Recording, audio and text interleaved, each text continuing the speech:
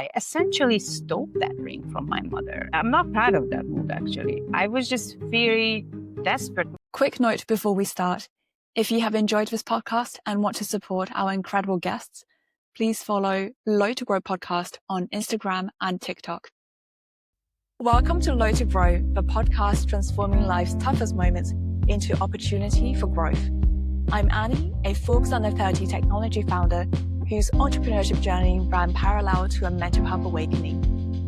In every episode, I sit down with inspiring individuals and delve into how they managed to turn their personal or professional challenges into opportunities for growth. If you're facing uncertainty in your life, feeling down, or simply need a kick of inspiration to keep moving forward, this is your space for the honest and uplifting conversations that you will want to hear. Hit follow so you never miss an episode, and let's dive in.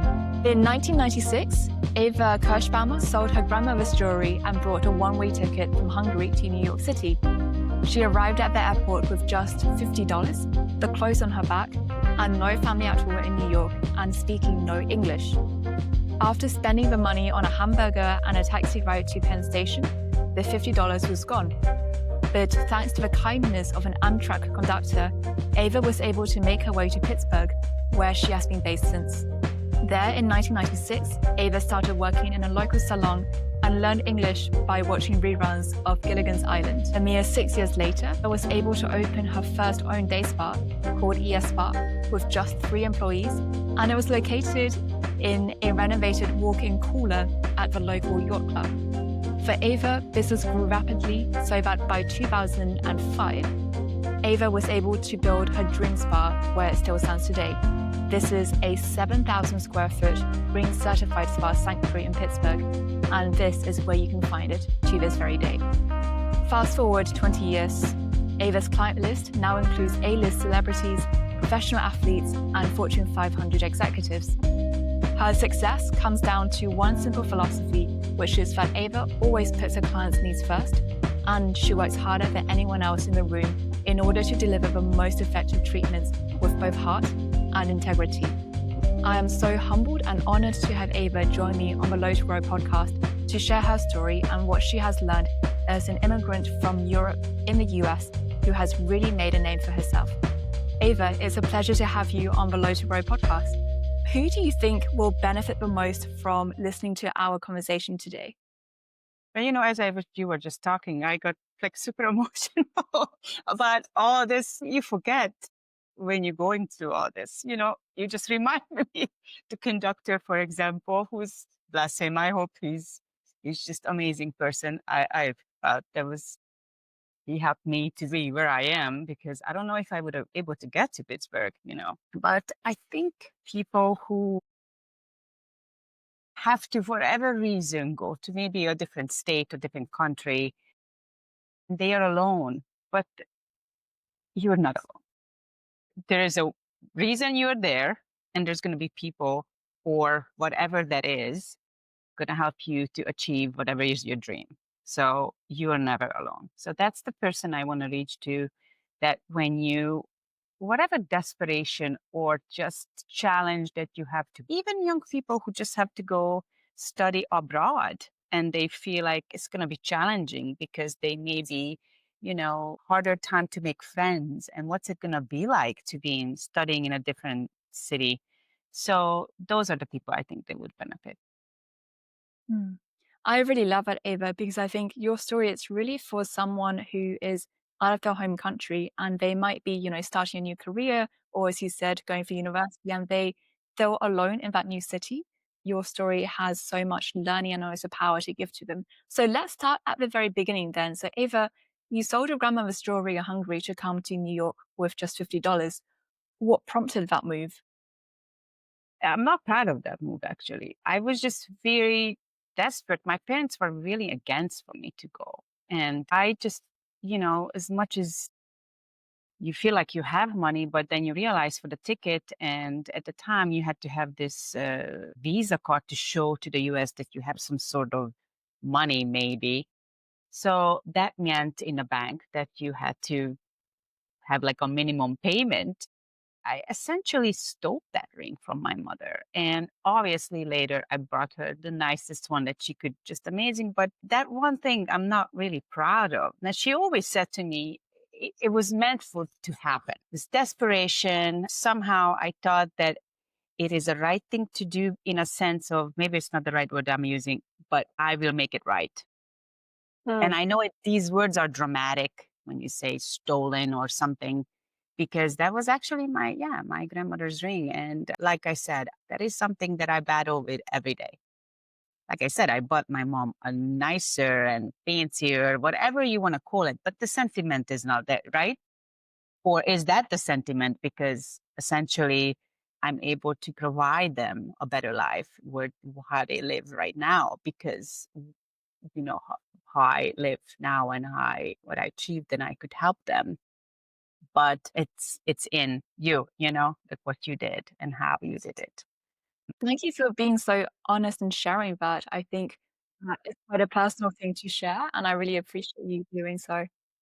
On that plane ride to New York City for the first time, what was going through your mind? Because, you would be landing in a country, in a place where you don't have Yes. any family or friends, and also the language barrier existed.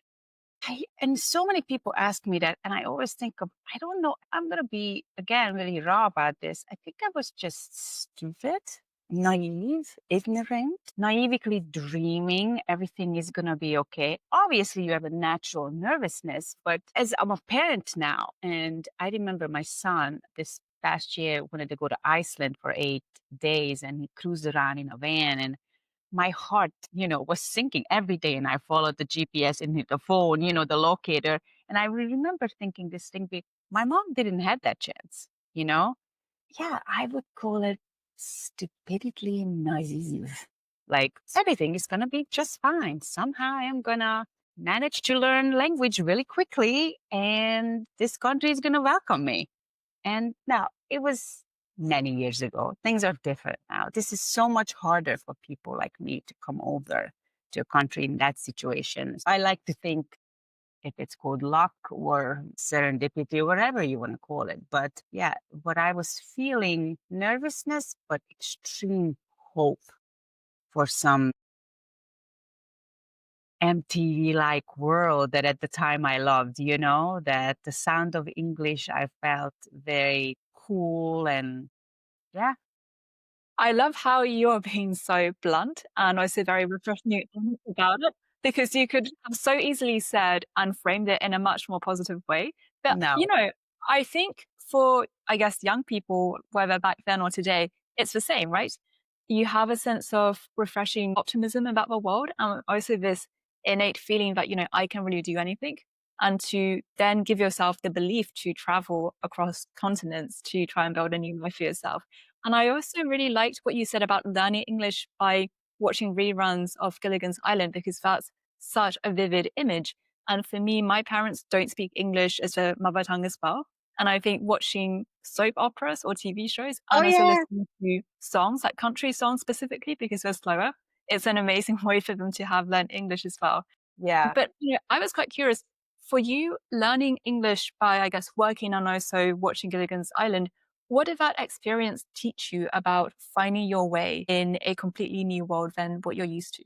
Very visual, very visual to this day. And I think the way I express myself, sometimes with my face or my hands gesture, or when I teach young estheticians about aesthetics, I'm always trying to give them a scenario, almost like a movie scenario, to make them understand. And I just don't think I could quit that, because this is how I learned things. And maybe I was always like that. I didn't know, but learning English through movies. I remember the first movie that I went to in a movie theater, it was called The Crow, the really scary bird. And it was a horror Hmm. film. I didn't know. And it was an afternoon matinee, and I just thought, I think this is a horror movie, and I'm kind of scared right now, but I just think I'm going to sit here.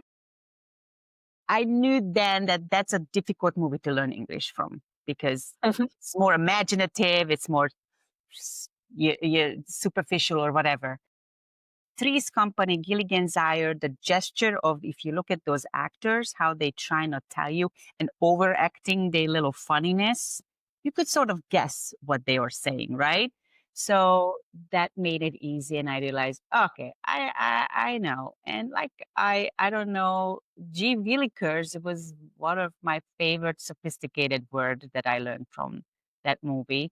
And I use it all the time. And I thought, oh, I am so perfect English now just because I could say Willikers. It's sort of new. It's a positive, like something super, but I didn't exactly knew. So I used it a lot. Later on, a friend said, I think you might want to quit using that word.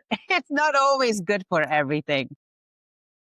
I love that. Could you share a bit more about those, first few years in the US when you were working at a salon? It was difficult coming across new students, but I realized now I could place them in my position because a lot of times I'm a people pleaser. So I would always say, yes, yes, I understand.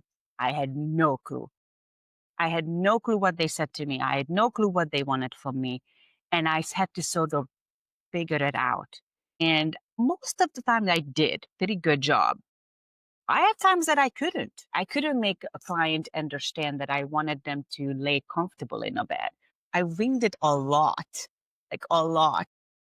And people pleasers probably will have a harder time to learn English. It's because you think you know, you want that person to think you understand things. And I think it took me back probably a year or two because I thought, oh, yeah, for sure, I know. And I'm sure people would think like, I don't think she has any clue what I just said to her. But I would smile. So I was extremely pleasant always. It puts me in an ease when I go to Europe or travel to countries that they might not speak English because I know what's it like. You just have to like really make sure, do you really truly understand what I'm saying? And I'm happy to work it out with you, not being short or I can't believe she just smiling and has no clue what she's saying because she wants to please me or I wanted to please my boss or the clients or the coworkers. Like, yes, I think I understand why you want me to use acetone to blush this floor. Not sure. Okay, it's white. There's a lot of wax on it. Why acetone? Whilst you were speaking, I was actually thinking, yes, having to learn a new language as an adult in a foreign country, I think that probably teaches a lot of tolerance and patience, which then, of course, as you were saying, you are now able to exhibit when you go abroad and when you're interacting with other non-native English speakers as well. It's culturally too, because don't forget, I come from a country sort of socialist capitalism. It's just sort of changing into, right, in the late 70s, 80s. So authority, for example, we learned to absolutely no say no to it. Our parents no say no. So the patience, the people pleasing comes from that. It's that culture background. No. Different countries, different backgrounds, different social levels might learn English a little bit different. So for an older adult who obviously for our age, the patience might be a little bit less, it's probably would be a little bit less likely or it sets them back a little bit. And I also think at the time for me, learning to think about a culture about in the United States versus, what are they respectful for my culture, what I believe in, it really didn't matter to me because I was so young and so naive. And then I thought, well, their authority, that this is my boss, this is a client who's going to pay for my services to wax her eyebrows or whatever. So I am doing whatever they want to do. There was no challenging them. I think now, and maybe for somebody older than me or like this age, I probably would have a harder time to learn, you know, because I think I would have a little bit of back experience that they would challenge me on that.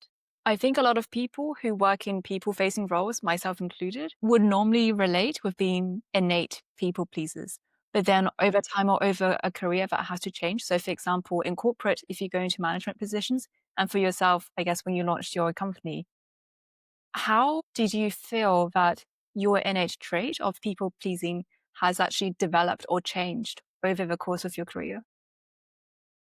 It's a very good question, and I'm struggling with that a lot because having, at one point 35 employees, now I have 22.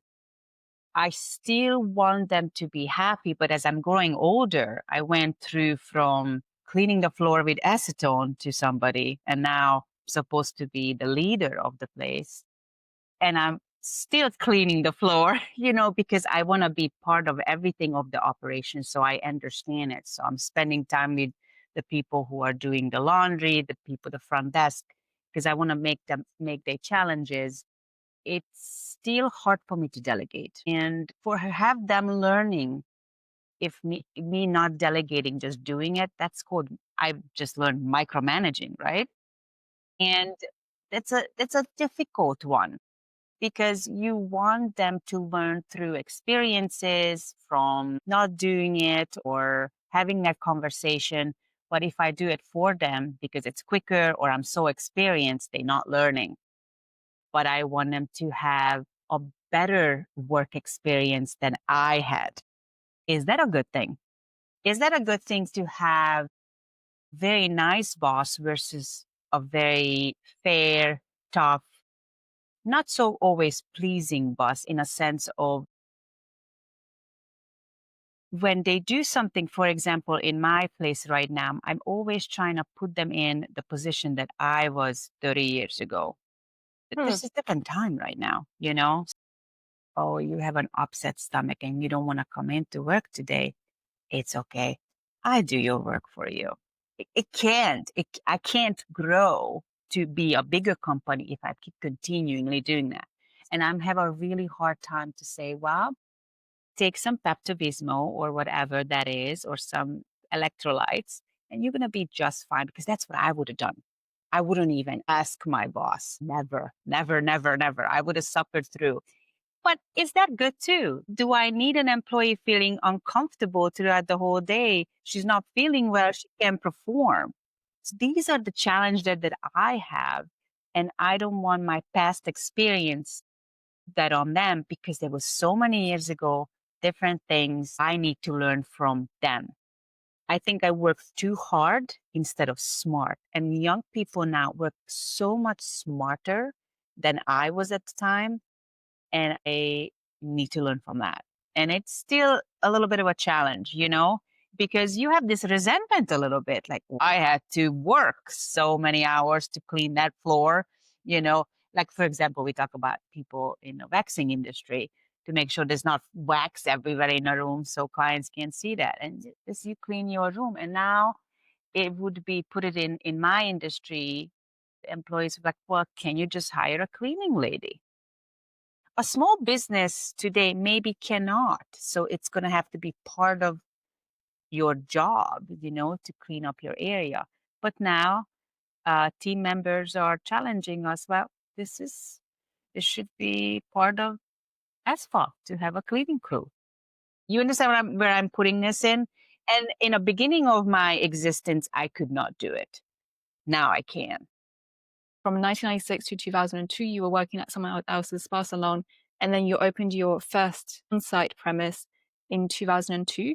And then just within 3 years, so only 3 years later, you then opened this 7,000 square foot premise, which is where you guys are still based today. And I want to tell you, why is that? I would have loved to have that little tiny small place, looking back. But landlord circumstances and where it was located, it was just not feasible. The ownership of that place was changing. So we're basically left out. And my husband and I made the really, again, I'm going to use the word stupid, and I hate that, but we were naive and handshake, sort of trusting lease that basically the owner's like, well, sorry, but we're selling this now and we're moving on. So we had to find ourselves to move to a place, and we were driving around, and I remember just thinking, where can we move like fast? My business is getting successful. I'm being demanded, and I'm liking that I'm being needed and wanted, and clients reaching out, and I need to find a place soon. But how I'm going to pay for it? What's it going to be like? So he has my husband, this brilliant and also naive, very optimistic thing, like we'll just find it. It's gonna be here somewhere. And we would drive around in the city. Mm. But we find this sort of warehouse looking place, and we're very handy and adapting. So we thought, okay, well, one scenario is we'll just sort of like ask them if we could operate in a corner and then the rest. And at night we could just paint and fix things. And that's exactly what happened. And kid you not, these really cool high roller clients would just be sitting next to each other with curtain between them in an office cubicle. Meanwhile, downstairs at night we would paint, and I had my son, in my back, strapped in my back, and I would just, he was just on me, and we would paint things, and looking back, I don't know if it was even, I don't know if I had mask on him. It was just desperation, wanted to be quick, and we were excited. We were very excited because doing it your own, you have some sort of pride, Mm. and the layout, it's in the beginning, it wasn't exactly smart, but we're just so genuinely psyched about doing it ourselves. And the more the progress went on, the more we thought, this is it. We could do this. We had absolutely zero money. I mean, our car was possessed. I was carrying quarters in the place here. It's the grocery store in this area called Giant Eagle, and I would put it in this little machine. They would give you a ticket. Okay, you have $8.75 today to spend. And I find a way. This is what I had. But remember, I lived in Europe, so I was very familiar with shopping like that, and it helped me. And later on, my mom came many years later to visit me, and we took him to, she wanted to go to DC and all these fancy places. And I said, what was your favorite place? And she said, watching you in a grocery store, not looking at prices and putting in your cart. Wow. The That's night. very meaningful. Yes. And I Yeah. thought, oh, I kind of forgot that I never used to buy $9 olive oil. Here I am. I'm able to do that. It puts it back you to perspective, and thankful and grateful for that. But that's how we did it. It was, again, not because we wanted to move. It was truly circumstantial, and we made it a place very pretty. But as we're going through the years, things are crumbling a little bit. We have to keep fixing it because we never actually thought we're making it this long years. We were just sort of Mm. taking it, when they say stay in a moment and stay in the next minute, that's how we were operating. It's going to be just fine. And a year from now, something else is going to happen and good, and we'll work hard and it's going to be better. We were not really planning it. Again, that's probably wasn't smart, but it's just come from, I want to use the word again, naivety. And we were very happy in a sense of did something ourselves. This is accomplishing. Clients love it. They were so proud of us. You guys painted these walls. There's murals everywhere. Like, you did this? I'm so happy for you. I remember seeing a client said to me, why are you carrying all these big laundry bags? And I said, well, we don't have a laundry machine, but we will. We will soon. And she said, let me write the check. So you're just going to deduct all my facials from this check, and I better see a laundry machine the next week. Talk about bringing people along your journey with you. It I sounds know, like right? And she's like still your my client. client. Yes, wonderful, wonderful people. And she's still my client. And I remind her every once in a while how that's why we have laundry machines, because of her. And people care about you and see you work hard. And this is what I love about this country is you have a chance. People you see working hard, they do give you a chance. I greatly hating that, and I advocate for that. This is the place people want to come to because they see a chance. They have something to give. If it's landscaping, if it's doing incredible folding laundry, if it's your best eyebrow shaping or the best makeup or incredible science to figure out how to create robots or cure a disease, this is the place to be to have a chance. And study to be a better yourself, because don't forget, I mean, we all have to be honest with this. You can only be better and educate yourself if you have the finances or grants or schools for you to be a better doctor or a scientist or a better esthetician, because you can. At the time, for me, it was a challenging one. And maybe in different countries, for immigrants like me, if you want to be a brain surgeon, and this might be not a country that could to help you. And if you don't have the finances or the social level to do that, this is, if you're really smart, they help you. And which is so great, right? That's really beautiful to hear. And I think it stands really true to the American dream. I think Yes, you're for sure. one very good example of making it happen. Yeah. I was going to ask you because, for you coming to the US at that age with the language barrier there, to you now being like a master esthetician that both clients and also trainees travel to specifically to come to Espa to work and to train under you. How did you manage to build your name and also the general brand awareness of what you do from someone with $50 in her pocket who landed to then, 25 years later with this establishment under her name? I do have to think that I have to thank that to people around me. Like there was this word of mouth, or like, okay, she was great. You gotta help this girl. She worked so hard. And my husband's family was great. You know, his mom at the time worked in a clothing shop, and she saw me try, and she's like, okay, I'm gonna try to help you, and I'm gonna send every lady to your way. My husband was like really this big marketer. I'm gonna try to promote anywhere we went. Have you met my wife? She's the most amazing esthetician ever. I wasn't. But if you want to call it luck, yeah, people become a cheerleader of mine. And that's tried me to be better, because I had to make sure, however higher they talked about me, I thought, oh, now I'm going to have to be even better just to make sure I match that, what they say, Uh, and that's how it happened. Pittsburgh is a really cool town to be that way. They're supporter. It's a town when people want to help each other or friendly. I'm not sure how you would call it, but yeah, I highly recommend people to come here, by the way.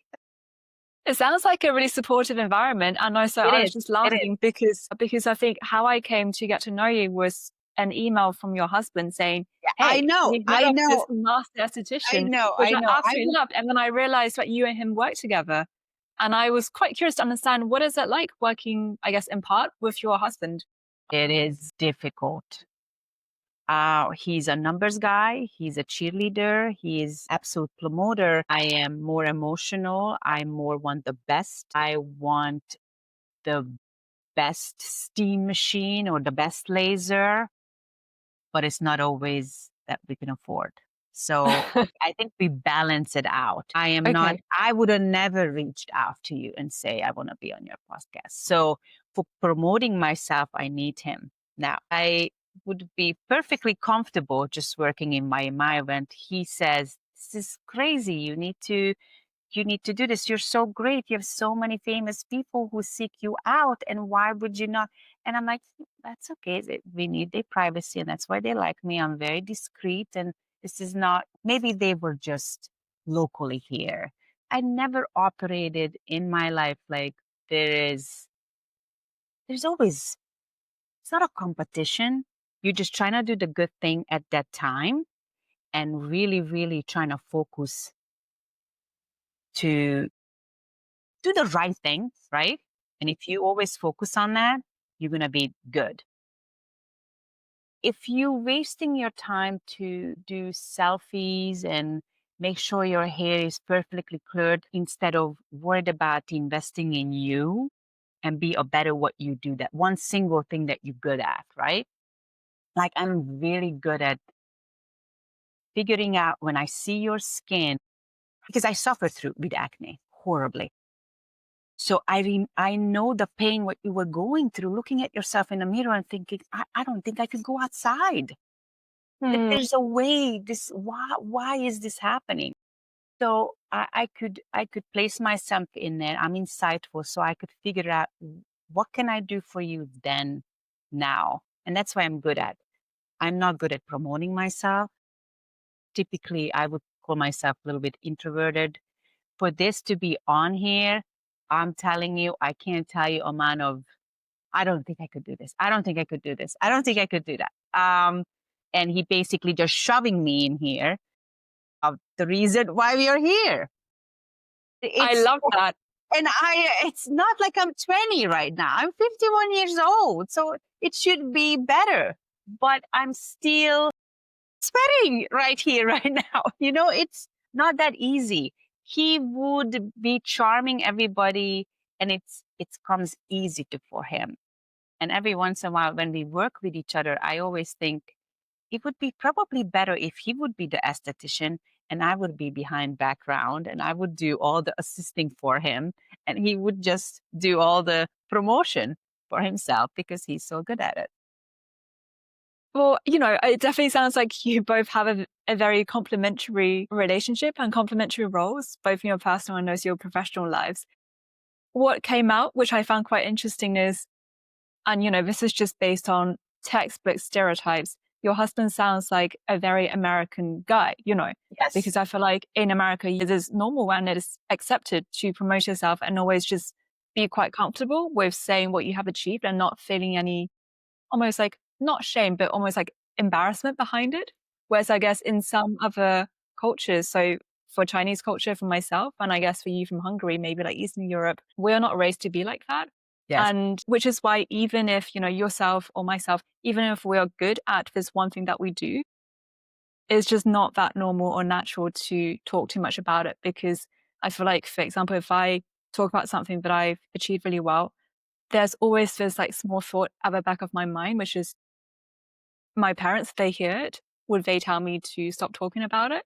And it's just that kind of like cultural differences. But I'm quite curious because you have children who, of course, grew up mainly in the US. What parts of your culture have you really tried to actively share with them? And what parts of, I guess, your new culture that's a hybrid of Hungarian and also American that you have seen develop within yourself as well? When I moved here, I really wanted to blend in. And I actually, again, some of the things that I'm not proud of, he does not really speak Hungarian well as he should be. Because I so wanted to be blend in as smooth as I can and not being known that I'm different. I really didn't like my accent. I always think of myself as a guest, as the kind of guest that you want to invite again, right? Not the disruptive, not the one who's the loudest, and just fit in. And my son, Christian, is a very, it's a sensibility of people. I think he finds his place, very sensitive. He's very creative. What he has, my husband's also loudness, right? Like we went to Hungary in an airport and they both said to me, why are they so quiet? It's an airport. I'm like, they're respectful of each other. We don't have to be so loud like in America, like, hi, how are you? And how is that? They were fascinated by that. And it is that difference. But my son is extremely good at people reading, pleasing, almost to the fault, like me, but also developed a really good of that funny American way of, yeah, I'm American. Yeah, let's chill. Sounds like he took very good characteristic traits from the Yeah. both of you and he picked the very best ones Yes. from both and it's kind of all merged together. Yes, for sure. Yeah. For sure. Eva, I was also quite curious to ask you because even though you are very well established now, you still see between 9 to 12 clients regularly a day during the week. What keeps you so inspired to remain so hands-on when you actually have the resources and staff to be able to take more of a step back? It's also a super good question because I would love to travel more, a lot of creative things that I could be doing, but I'm so attached to, and I want to see the clients' health going where, and I just realized lately that I'm almost like a psychiatrist for them too, be treating the overall, because I believe your skin is what you put in your mouth, and the skin taking care of yourself. The first sign of people neglect is depression. when they're not grooming themselves, it's typically something's going on, insecurity, whatever reason is. And I'm a cheerleader for them on that. And I try to find a way, what is the reason that we're unhappy with our skin? Or is it the dark circles, you having a hard time to getting out of bed and washing your face? What is that reason? I feel that need to help. I want you to feel good versus look good. I'm not sure if you understand the difference. Because when you feel good, I do believe that your posture is different, your eyes are brighter. The look good in this country particularly is might be a little bit superficial. For me, is about your skin is covering that super special body of yourself. It's that wrapping paper when we open up a package, the pretty wrapping paper, and I could help you wrap that amazing special body of yours with this really good skin. But I need you to help me to figure out what we could put inside.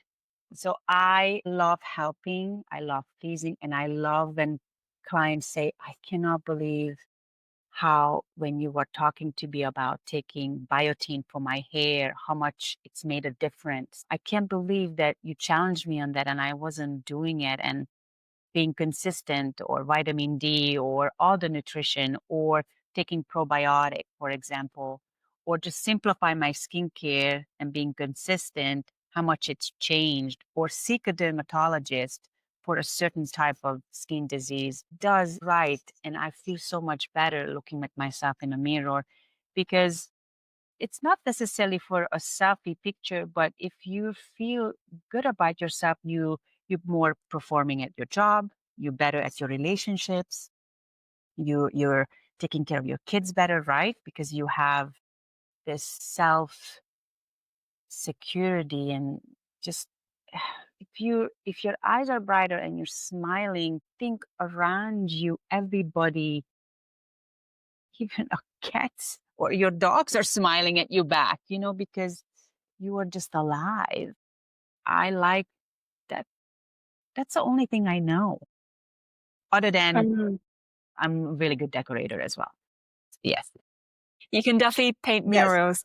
Yes. No, I really love the imagery that you gave there and the difference that you were trying to bring up between how someone feels versus how they look. So it seems Yes. like what you do at Espar, it's about helping people to feel better about themselves innately. And this is like an intrinsic internal thing that comes from nutrition, sure, but also their mindset. And Yes. it seems like even if they might come to Aspire thinking, oh, it's for something that's to do with my skin, so that's external, but actually after leaving your spa, they would have had the chance to have conversations and to learn about nutrition and just a lot of other surrounding things that help to make their skin really good. So I love that.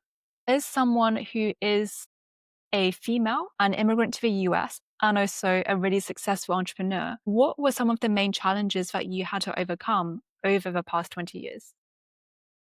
I think being a people pleaser, judgment was one of the things that, I remember going to a coffee shop and I would ask for a mocha. And, if you don't speak Starbucks, sometimes they misunderstand you and you get the wrong one. And in the beginning, you just take it.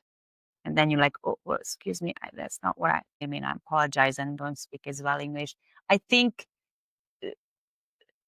that was hard for me. Like, I just want people to understand me. I want to not to feel uncomfortable if the mistake is made by them. You know what I mean? The judgment of owning a spa, I got that many times, that I am not looking like a spa owner would be, like the frozen face, the really thin, and I remember thinking, well, but I'm healthy and I is that, or just this is what I am, and I don't understand, what does it have to be person looking like a spa owner? Where does it say? Like, I didn't know that description existed, and that was hard. And aging, in a sense of people think, a 51-year-old spa owner should look like 30, and I'm thinking, no, I'm okay. I'm okay with my whatever that is because this is this experience. This is what I am. is part of my life that it is different about me. And I kind of like this part right now. I have the wisdom. I have mental, a little bit different toughness, maybe a little bit more finances. I'm not worried about things as much. I don't spend as much time to make myself perfect looking like when I was trying to do at 20, because really it's not that what matters. Is when you meet someone, it's the connection, that what you have to say to each other, how you feel about each other, even as a friend, right? Or you're seeking relationships. When you were younger, I think it's different. As an immigrant in the beginning, I was really nervous about being judged that I was poor, that I was got here because I was maybe a mail order bride or came here for just money. I was judged by, like I said, the language barrier. Those were the things that bothered me, or I wasn't as smart. I didn't go to Ivy League colleges. That was hard for me to meet my husband's schoolmates who I couldn't relate to those things like homecoming. I don't have homecoming. So I realized I have to learn about homecomings and I'm going to be Mm. able to interject with the conversations. And it's now I'm okay with it completely. But in the beginning, I felt I was less. And I don't want it to be less. I wanted to be just the same as everybody else. And those were my challenges for sure. What advice would you give to some of the audience members, and they might be in a similar position as you are right now? So, they could have just graduated university and starting a new corporate job. Maybe they're the first person in their family to ever work in a corporate job, so in law or finance, or maybe similar to yourself, they have just moved to a very different culture and they are finding it difficult to share a common language because they don't have that shared lived experience. It's a group of people that they have just met. Don't afraid. Just make eye contact and say hello.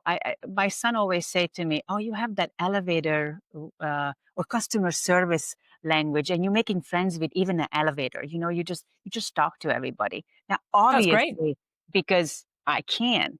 In the beginning, if you moved here, just smile. Just don't afraid of people sharing your story. Like, hey, I am working for this company, and surround yourself with people like-minded, and it's okay. Somebody will know somebody who want to take if you're an artist or if you want to be a doctor, somebody will know somebody who put you in that group. You have to come out of your comfort zone. For me, it was socializing was difficult. I don't have a car. I didn't speak English, but glad that I was sort of forced to go to see clients every day, right? Otherwise, I don't know where I would have been. Like it was forced to me to be with people. So people will help you. You become who you surround yourself with. It's very, very important.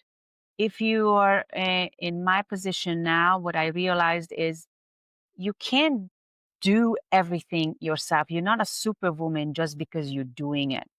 You have to surround yourself with smart people, because you're going to be smart by watching them, learning from them, learning from an employee in a corporate job or a team member or a support member. That doesn't make you a less of an executive, for example, Mm. maybe if you or you want to be an executive. It's just you being smart about it and be people who uplift you, cut out the toxic people who bring you down. That's not serving you. If you walk away from a conversation that it's not serving you, I like to be around people who are smiling, uplifting, and just you feel good about the conversation, right? Even if in an airplane, just whatever that is, it's nice to be around people who are smiling and like-minded and positive. But there is good parts of the challenges. You learn through suffering. You have to lose things to gain things, right? So I always bring this scenario to my son particularly. Like I used to pick my nose when I was 3 years old, and my mom me in a hand a couple of times, and I don't pick my nose. So you learn through, like I said, suffering or education. Mistakes you will learn through. And I made plenty of those. Those gaining information gonna be so much pressure for you. and please share that with others. And I think that's how you're gonna be a mentor if you wanna be one, right? Sharing. It doesn't have to be a competition. You're still gonna be great. You're still gonna be get your accomplishments just because you're sharing and teaching somebody else. Hmm. I love that. And I really like what you said about how mistakes are good and they are what you learn from. And in a Yes. way, you have to suffer, you have to be at low points in life in order to really then appreciate the times when things are actually going well. Because Yes. if you don't have that contrast, then your life will just be very monotone and Yes. honestly, probably not that interesting. Exactly. Thank you so much for sharing your own lived experiences, Ava. When you look back at yourself as the young woman who was stepping off that plane from Hungary to New York for the first time, what would you tell her, knowing everything that you do now and having lived all the rich life experiences that you have had? Do it again all over. All the crying, all the thing, don't be scared. Do it again exactly all over. Even the little mistakes I made, uh it served me later. It really did serve me later. Just be brave. Typically the gut feeling that is comes sort of deep down, that first instinct is always right. And I remember people saying that to me, and I'm like, I don't know what that means. I don't know, what is that gut feeling. It's that first thing. It's always right. It never failed me. True. And then many times you doubted yourself and then you let influence, and I knew that's what I needed to be. I mean, just to be here in the United States is when I go travel back to Budapest and Hungary. It is a beautiful country. It's wonderful, and I proud that I born there. But I would still want to live here. Just the friendships I made, my family that who's here now, the life I created for myself, and the people who supported me, who I am. It's obviously meant to be here. So if your challenges, if you are sent to a job for 5 years to be whatever that is, enjoy it, keep your eyes open, just keep going. And on that plane, don't be scared. It's gonna be okay. Wow, that's a very strong message. And I love how optimistic and positive. And I think what came across in our conversation today, Ava, is that you are very curious, open minded, and compassionate, and also driven. And I think all of those qualities, obviously had a huge part to play in the success that you have had. I'm actually feeling very sad that I have to draw this conversation to a close. But let me close by asking you our staple, which is what, in your opinion, is one thing that can allow more people to have better mental health? I do think we need more screening. Should be psychology should be taught in school. I think we don't do that. I remember learning in Hungary to how to sew a button, which is I love that I could sew. But I think psychology would be great. Understand our brain. That's a huge part of our body. We learn about everything. We go to the dentist every 3 months to clean our teeth, but we have this some sort of stigma to go to see a doctor or to talk about mental health or and I would even challenge the word, change it to something other than mental health. It's just so dark. Mm. We need to come up with something better because have it screened. Have like a nutrition, have like a doctor who could just like, okay, let me get your blood work done. Because I don't know if people know this, but simply vitamin D is responsible, just that's one of them, for building the nervous system. If you're so low, that you everything is making you nervous and reactive, and vitamin D is also responsible to following tasks, get you out of bed, you know. Mm. By knowing these will help you. How is things affecting you previous life, or what you eat or what you watch or sleeping pattern? We don't know these things. Now, I am curious and I want to do it, but not many people know it. Probiotic could help you. People don't even know about leaky gut. There's just so many things, how is affecting your brain. If it's smoking, if it's drinking, if it's overeating, how is it affecting your behavior? What you're going to be throughout the day if you're making those choices. I'm not judging and saying those are bad choices, but how is it affecting you? And if you know it, I think it might help you to to reach what you want to reach. And I think mental health, it should be one of those things that we're going to get our, gynecologist, we're going to go to our whatever we're going to call it now, to doctor. And it's okay. This is part of it. I agree with you. And I love that you brought up leaky gut. I think that's an area of research that's actually still quite new, but there's a lot of like startups and those kind of diagnostic tools being developed. And it's looking at how your gut and also your brain actually link together. Yes. And as you said, your skin, that's affected by what you eat, but also your emotions, that's also very much affected by your digestion, etc. For sure. So, yeah. For sure. Eva, it's been such a pleasure to have you on the podcast. Thank you so much for your time. No, thank you so much. I appreciate you. Thank you for letting me be here. And thanks for Scott, right? For cheering me on. Thank you for listening. You excited for the next episode? Follow Low to Grow Podcast on Instagram and TikTok to keep in touch with the new announcements. That's a wrap for today's episode of the Low to Grow Podcast.